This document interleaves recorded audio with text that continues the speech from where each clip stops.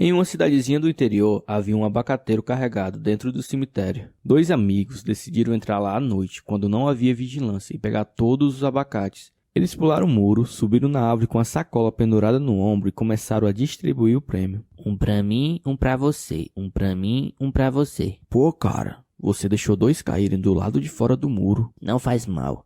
Depois que a gente terminar aqui, pegamos os outros dois. Então tá bom.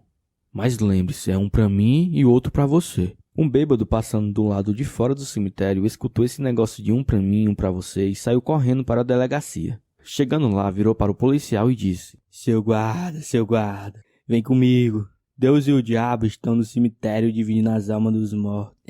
Cala a boca, seu bêbado. Juro que é verdade, vem comigo. Os dois foram até o cemitério e começaram a escutar. Um pra mim, um pra você. O guarda assustado fala: é verdade, é o dia do apocalipse. Eles estão dividindo as almas dos mortos. O que será que vem depois? E de dentro do cemitério se ouve: um pra mim, um pra você. Pronto, acabamos aqui. E agora? Agora a gente vai lá fora e pega os dois que estão do outro lado do muro. Corre, cara, corre. O cara foi na loja para comprar um avião, chegou no vendedor e disse: eu quero comprar um monomotor e também quero fazer umas aulas para aprender a pilotar esse tipo de avião, porque faz tempo que eu não piloto. O vendedor então lhe ofertou: o senhor está com sorte. Leve este avião que ele está em promoção. Ele vem com um programa que o senhor conecta no computador de bordo e ele lhe dá todas as coordenadas. É muito fácil. O cara comprou o avião e o levou para seu hangar. Lá ele o colocou na pista do aeroporto para testá-lo. Ele conectou o aparelho ao computador de bordo, o ligou e surgiu uma voz feminina lhe dando as coordenadas.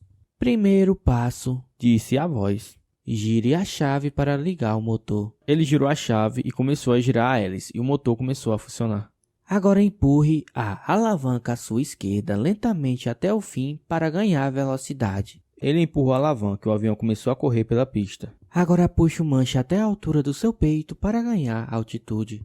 Ele puxou e quando estava a uma certa altura, a voz continuou: volte o manche à sua posição normal e boa viagem. Nisso, ele percebeu que ele mexia no manche para a esquerda, o avião tombava para a esquerda. Ele mexia para a direita, o avião tombava para a direita. Então, ele virou para a máquina e perguntou: como é que eu faço umas manobras? A máquina lhe respondeu: siga a rota. Ele insistiu: como é que eu faço umas manobras?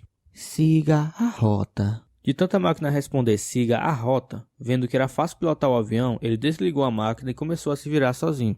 Ele virava o manche várias vezes para a esquerda e o avião girava para a esquerda. Ele virava para a direita e o avião virava para a direita. De tanto ele virar para lá e para cá, o avião começou a girar que ele perdeu o controle e começou a cair em parafuso. E sem saber o que fazer, ele ligou a máquina de novo e perguntou: o que eu faço agora? A máquina respondeu: repita comigo. Ave Maria, cheia de graça.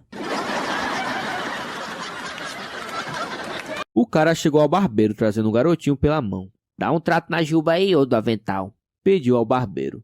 O barbeiro cortou seu cabelo e em seguida o homem disse: agora vai cortando o cabelo do garoto que eu vou comprar um jornal e já volto. O cara cortou o cabelo do garoto e ficou esperando o homem voltar. Após 2 horas, o barbeiro comentou com o garoto: acho que seu pai se perdeu. Fazem 2 horas que saiu e ainda não voltou. Ele não é meu pai, não, moço. Eu estava no meio da rua quando aquele homem me parou e perguntou: tá a fim de cortar o cabelo de graça? Um coitado estava bebendo num bar durante toda a noite, até que o garçom comunicou-se de que o bar estava fechando. O cara então pediu licença e caiu estatelado em frente ao garçom. Tentou se levantar mais uma vez, porém com o mesmo resultado. Assim, ele foi rastejando até a porta do bar, na esperança de que o ar puro lhe fizesse bem.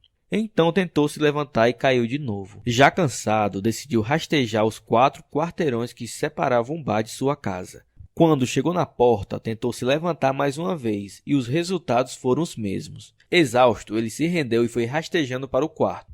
Conseguiu se colocar na posição vertical dessa vez, mas acabou caindo da cama.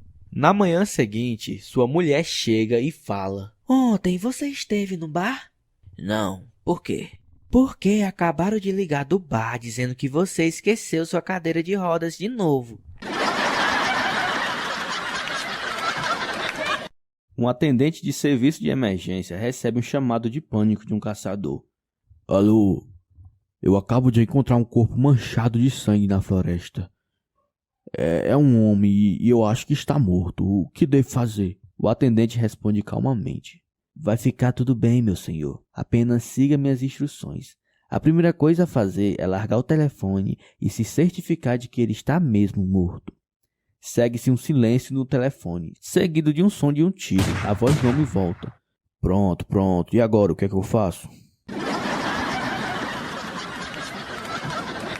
Em uma pequena cidade, o padre, já cansado de ouvir tantos casos de traição, decidiu criar um código para as mulheres. E quando elas dissessem que tinham escorregado na calçada, ele já saberia que elas tinham traído os maridos. Esse código funcionou bem por vários anos e ficou conhecido por todos na cidade. Porém, um dia, o padre da cidade foi substituído por um novo padre, que não conhecia o código. Uma mulher que havia traído o marido vai então ao novo padre se confessar. Padre, dai-me a vossa bênção, porque eu pequei. Ontem eu escorreguei na calçada. O padre, sem entender o código, disse: Minha filha, e quem te disse que escorregar na calçada é pecado?